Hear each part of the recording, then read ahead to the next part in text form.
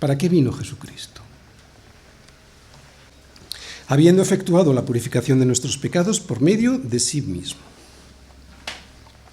El que es el alfa y la omega, el resplandor de la luz de Dios, la imagen misma de su sustancia y quien sustenta todas las cosas con la palabra de su poder, el que era todo esto como Hijo eterno, resulta que vino a este estercolero para reducirse al tamaño de uno de nosotros, para sacarnos del basurero en el que estábamos metidos. Para esto vino Jesucristo.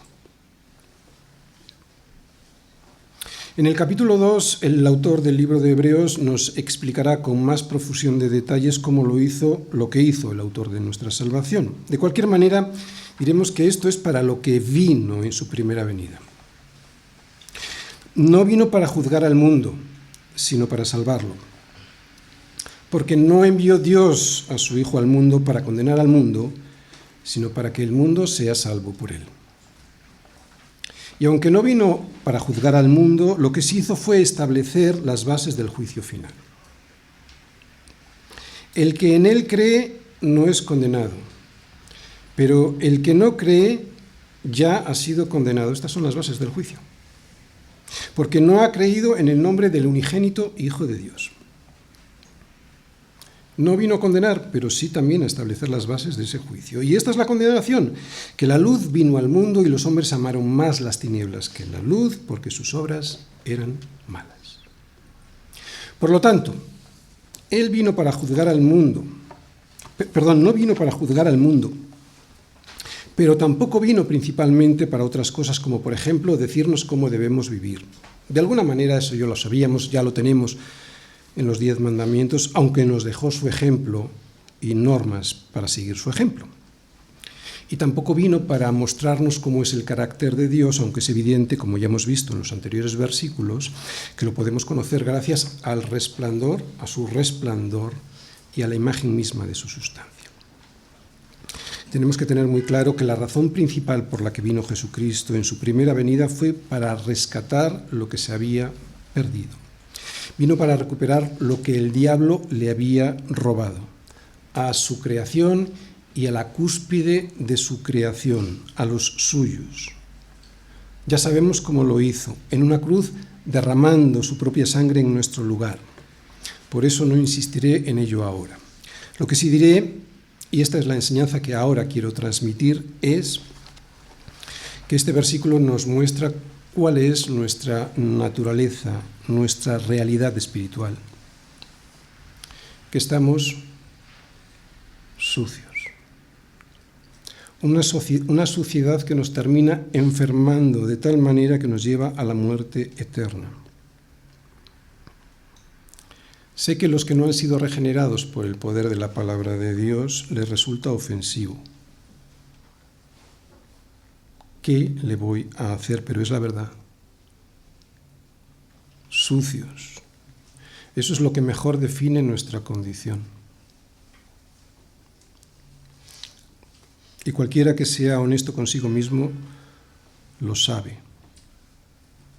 Lo que pasa es que para poder llegar a ser honesto con uno mismo ha de ser regenerado por Jesucristo. Ojalá que hoy todos aquí hayamos llegado a ese punto y nos demos cuenta de nuestra condición de suciedad y pidamos ser limpiados todos los días de nuestro pecado. ¿Por qué?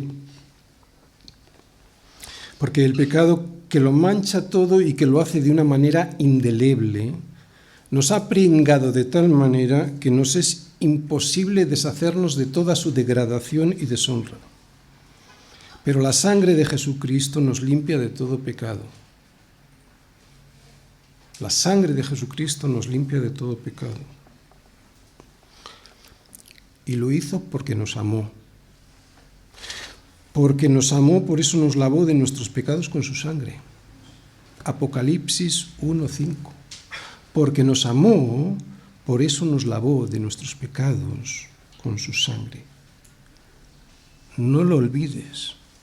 Fue porque nos amó. Nos rescató por el puro afecto de su voluntad, solo por el puro afecto de su voluntad, no porque lo mereciéramos.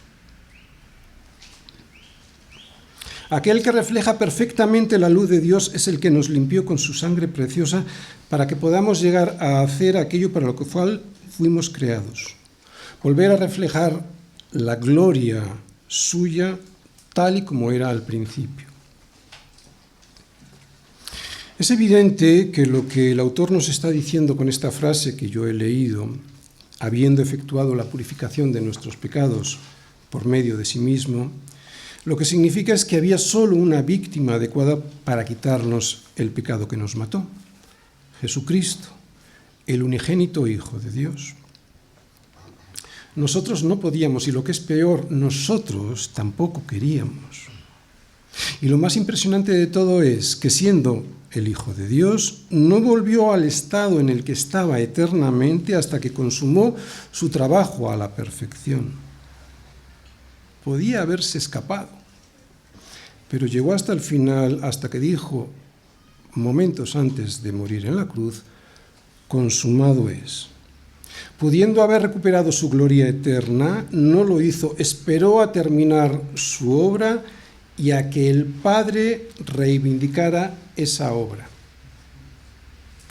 ¿Cuántas veces nos escapamos de nuestras responsabilidades antes de terminar nuestro trabajo, ese que sabemos que tenemos que hacer?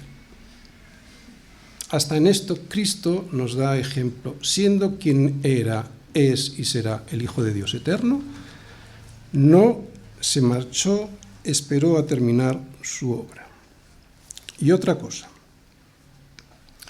si su sacrificio, como sabemos por el autor de este libro de Hebreos, fue perfecto, definitivo, absolutamente eficaz, hecho completo, entonces no tenemos nada más que hacer que ocuparnos en nuestra salvación con temor y temblor.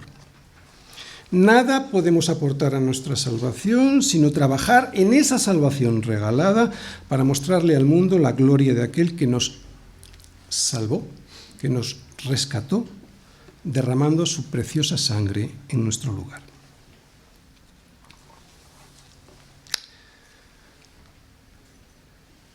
Pastor,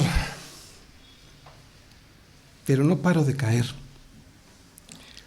Me da asco tanta mancha en mi vida y, sin embargo, no veo el beneficio del derramamiento de su sangre como me gustaría. ¿Para qué vino entonces Jesucristo? Bueno, para empezar, menos mal que te da asco. ¿Por qué? Porque eso es producto de la regeneración que es previa a la fe, por eso eres una oveja. Porque los que no han sido regenerados, no solo no les da asco, es que se revuelcan en la suciedad y se ríen de nosotros, disfrutando como lo hacen los cerdos en el lodo. Así que sí, estás disfrutando de los beneficios del derramamiento de su sangre. Sabemos por fe que Cristo ha vencido al engañador, al tirano que nos ha despojado de la dignidad y le ha robado su herencia. Y lo sabemos porque ha comenzado su obra en nosotros y es un proceso que es un milagro. La transformación de nuestra mente y corazón para reconocer nuestra miserable condición, eso es un milagro.